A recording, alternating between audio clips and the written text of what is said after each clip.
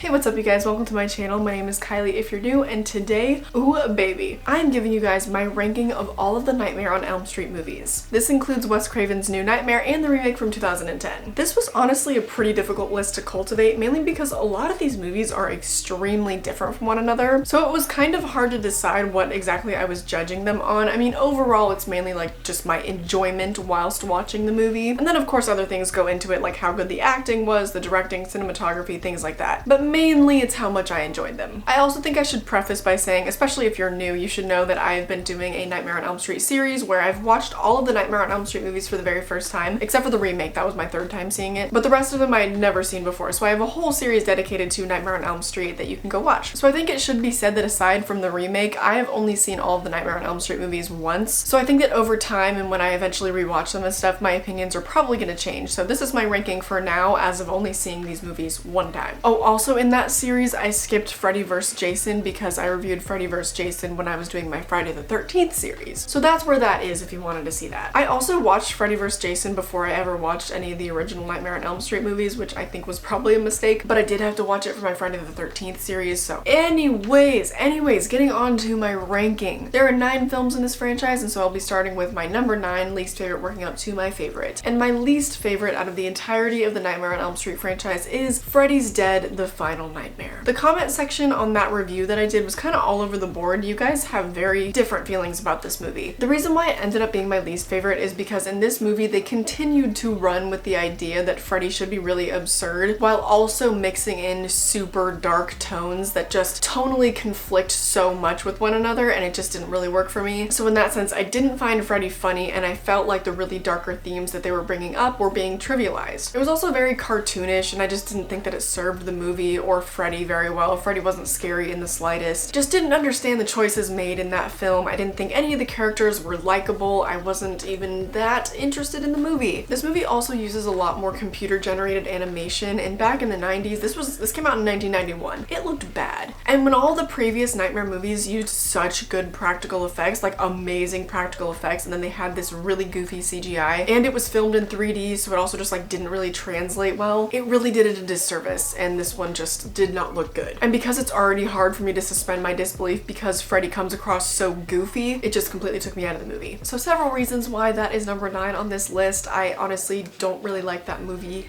in general. So there you have it. Moving on to number 8. Number 8 on this list is A Nightmare on Elm Street, The Dream Child, or Part 5. This one is so low on my list because even though I really loved the cast, I loved the return of Alice and Dan, the conflicting tones of the movie threw me off so much. And the tonal conflicts were honestly a lot worse than Part 6. Like, this was the movie that really did it the worst. There were topics of like teen pregnancy, of eating disorders, things that were just so trivialized by Freddy and by the writing in this movie. I just don't think that really serious topics like that have a place in horror movies unless they're going to be taken seriously. But with a lot of the Nightmare on Elm Street movies, I consider them to be more like dark comedies. And some things just aren't really a laughing matter, and it is what it is. I will say the practical effects in this movie are astounding. I think that the acting is pretty good. I really love the characters in this movie, and they just did them such a disservice with the ways that they died. So that's a personal thing, that's kind of an emotional thing, whatever. Moving on to number 7. My number 7 pick is A Nightmare on Elm Street, Freddys Revenge, or Part 2. I feel like this was a decent standalone movie. The reason why I didn't like it is because they didn't keep it in line with the original, and they kind of changed Freddy's powers, and now it was more of a possession movie. And I enjoyed some of the homoerotic subtext, but I don't think that they represented the LGBTQ community well in the way that they did that. Like, I didn't mind it, but it also didn't really enhance the story very much. Like, I liked it, but I don't really see in what way it served the story or like enhanced the movie. Just a very curious choice, but it makes sense because the lead was an openly gay actor, the screenwriter was openly gay. Like, it made sense. It just like didn't really seem to serve the story. It didn't really make sense with Freddy. I don't know. Some of the acting in that movie was also just not great. Didn't love the female lead, but I will say that this was one of the best versions of Freddy. He was genuinely pretty frightening in this movie, and the practical effects, like, this was probably my favorite movie in terms of the practical effects. The way that he crawled out of that kid's body was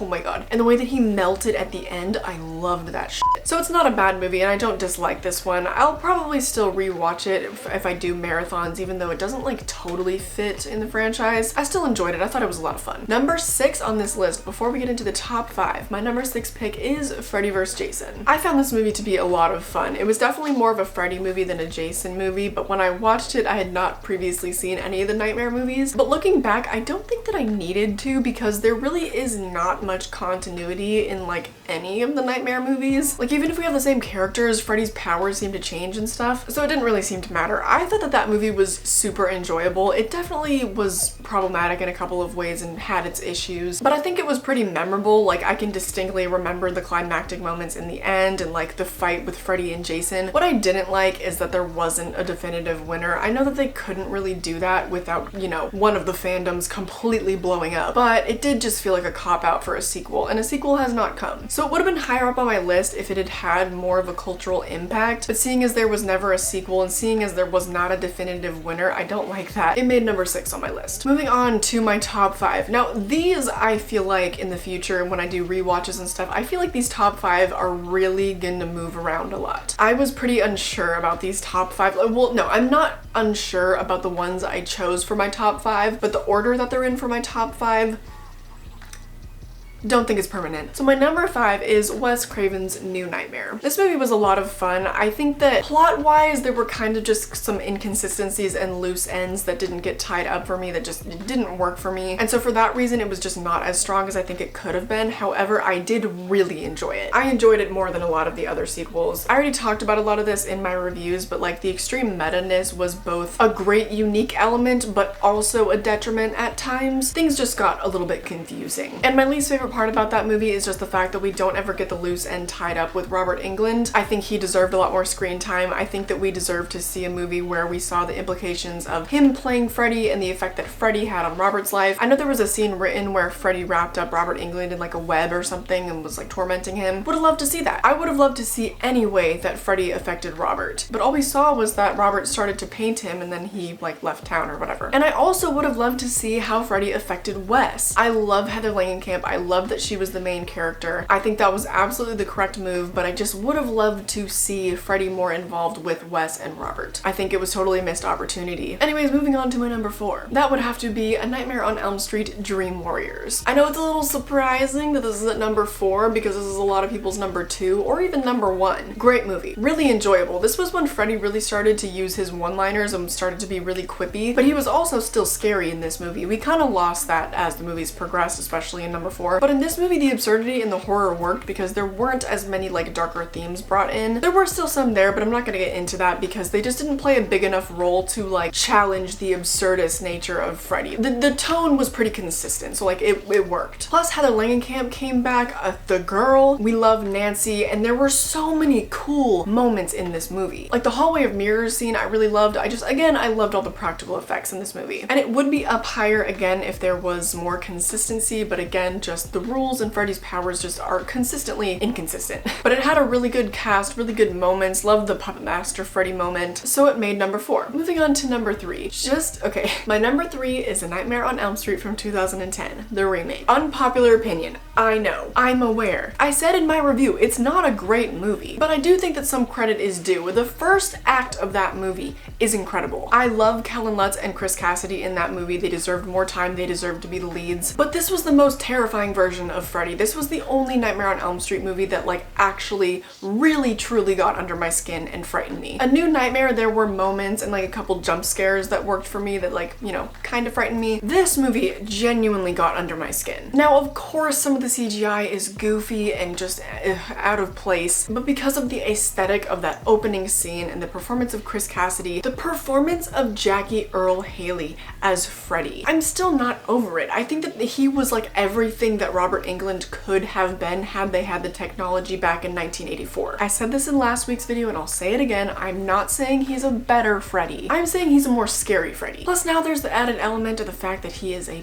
That's a whole new ballgame, dude. Completely adds another layer of terror to Freddy Krueger. I'm aware it's a pretty universally hated film. I find it rewatchable. I kinda like it, so whatever. It made my top 3. But moving on to my number 2, that has to go to A Nightmare on Elm Street, The Dream Master. This was the movie where they really had fun with it. They really leaned into the absurdity, and while it's not as effective as a horror movie, like not really at all, it's so much fun, and Freddy had some of his best one-liners in this movie. I loved it. I also loved Alice as the final girl. I loved Dan. That whole karate moment, the showdown with Freddy, it was just so ridiculous. I know fans of the original back in the 80s were not totally a fan that this was like an MTV type of movie. That's how some people in the comment section have described it to me. I just thought it was a lot of fun because it was indeed like looking back into a time capsule of the 80s. This can be a detriment because of course it hasn't really aged very well. People my age probably wouldn't get most of the references, but if you're a fan of the 80s, it's a lot of fun. I don't have much to say about it other than that I just really enjoyed it because I thought it was funny. I thought it was a really good time. So moving on to my number 1, no one is surprised. It's obviously the original Nightmare on Elm Street from 1984. Now I just watched all of these movies for the very first time except for the remake, so there's no nostalgia bias, there's no cultural bias. It's just overall objectively the most well-made movie, and it's also for me the most enjoyable. I love Nancy. I have said that if I was introduced to this movie when I was a child, I would have adored Nancy. I would have idolized her. She and Johnny Depp really carry that movie. I really like their chemistry. I love the practical effects. That movie is also just so different to any other horror movie that I'd seen before. I mean, I've always been aware of it as a fan of horror, but it's so unique. The concept of Freddy is just so brilliant. And the reason why I didn't watch it for most of my life is because I swore I would never watch it because I am someone that suffers from really vivid dreams and really vivid nightmares. So I was just like, you know what? There's no way that I'm gonna make Freddy real for myself and dream about him. And luckily I haven't. Even after watching all those movies, I have not had a dream about Freddy Krueger. I know it's predictable to put the original at the top of the list, but it became a classic and spawned several sequels and a remake for a reason. It's iconic. It's just an amazing movie. Although that being said, I don't think I'm gonna say anything that other people haven't said about it before, so that will wrap up my ranking list. So just a refresher, starting with my number 1. My number 1 is The Nightmare on Elm Street 1984, then we have The Dream Master, then we have the remake, then we have Dream Warriors, then we have New Nightmare, then we have Freddy vs. Jason, then Freddy's Revenge, then The Dream Child, and then finally Freddys Dead, The Final Nightmare. So voila! That is my ranking list. This is my last ranking list of the big 3 franchises. Oh, sadness. But I will do other ranking videos in the future for other franchises, don't worry. I just also can't believe that these series are ending so soon. But I am super curious about your guys' rankings for this franchise because I feel like with Halloween, it's kind of predictable. People have roughly the same lists for Halloween, but people have a very wide variety of opinion on the Nightmare movies. So please leave your ranking down below. I am genuinely so curious about it. So that just about wraps up this video. If you'd like to follow me on social media, my Instagram, Twitter, Depop, and Letterboxd are all at Kai Johns. I'm selling some movies on Depop right now, so check that out if you're interested. On Instagram, that's where I tell you guys what movies I'm watching so you can watch them as well, just in case I do a review of it. Letterboxd is where I talk about movies that I don't intend on reviewing on this channel. Twitter is all over the place, mainly for activism. On that note, check out the petitions, the GoFundMe's links down below. I update those every single week. I hope that you enjoyed this video, and I hope I catch you in the next one.